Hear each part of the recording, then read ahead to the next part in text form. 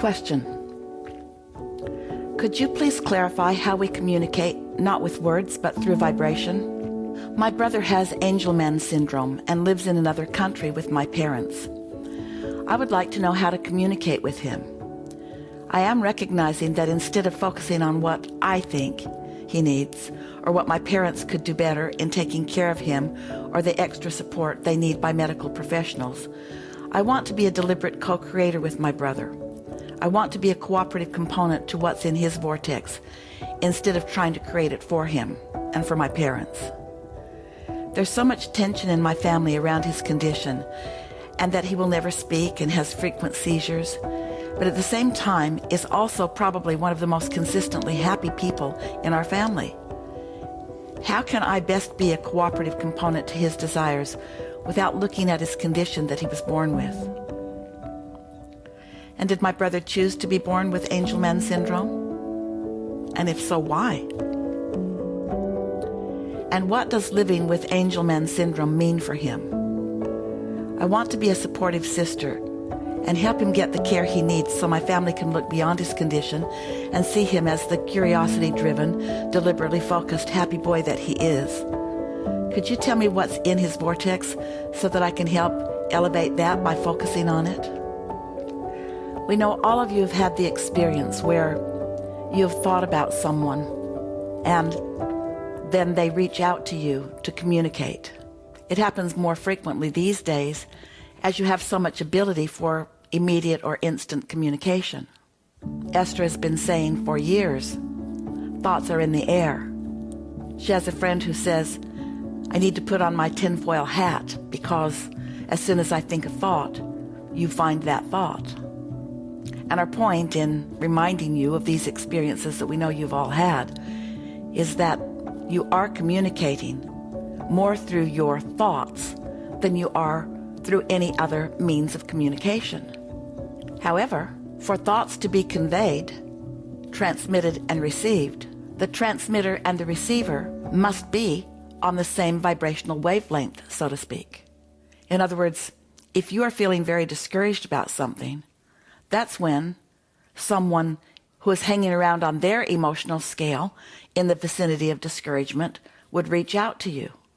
So each of you have landed on your emotional scale in a similar place, let's say in this example, in discouragement. So you reach out and bring back to you something that matches that, while they're reaching out and bringing back to them something that matches that, and there you are together having communication. This is the way the law of attraction works. Your letter to us was mostly about what you want, even though there were many words in explanation, and some of them pointed toward the things that your family is struggling about, and therefore that you are struggling about because they are struggling about it. As you talked about what he can't do, and frequent seizures, and that sort of thing. Most of what you said, more important, most of what you meant was, how can you be of value to him? And the most important thing that we want you to hear is that it's not your brother and what's going on with him so much that is causing resistance in your vibration. It's your family's response to him that's active in your vibration and causing resistance. If you were talking to us only about him, we would say, you're already there. You are already communicating to his inner being and feeling impulses that are of benefit to him. You said, how can I best be a cooperative component to his desires without looking at his condition? And we say, that really isn't the question. The question is, how can I be a cooperative component to my brother's desires without introducing into the equation how others around him feel about him?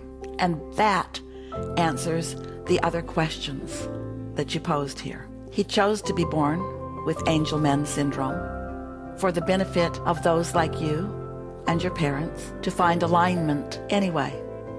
He, like so many, understands that so much that goes on your planet is about conditional love, responses to conditions, believing that I must create or adjust or change or fix this condition so that I and others can have a better feeling response to it.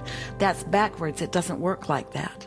And so sometimes consciousness, energies, souls, entities, whatever you want to call that non-physical focus, decides, well, I'll come forth into a body and I'll be different enough that I won't be the one making the adjustments.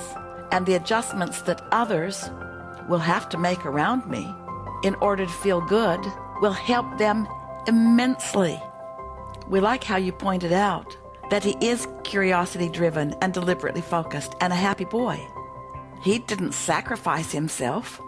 He came deliberately for this purpose of helping many understand how creation works, what attraction is. So we don't want to set you off on a tangent of now thinking that you must now help your parents understand all of this. We know you understand it. Your brother knew that it wouldn't just be his different approach to life that you would be harmonizing around. He knew that there would be a whole cluster of responders to his condition that would all have to work it out for themselves. He anticipated all of that and came forth eagerly to play his role. As you focus upon him as a happy boy, until that is so consistent in your vibration, then you will be an influencer of others around him. And it is nice, really, that you are at a distance. When you don't allow yourself to be a sounding board for complaints or worries of your parents. At first, they may feel that you are being selfish and unwilling to help them share their burden.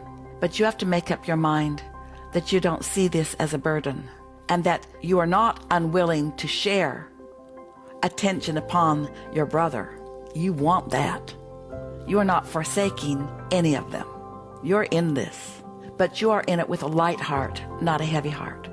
You are in it with clarity, not confusion. And if they want that, they will follow your lead and they'll make up excuses. Oh, yes, it's easier for you. You're far, far away. You should be here with us.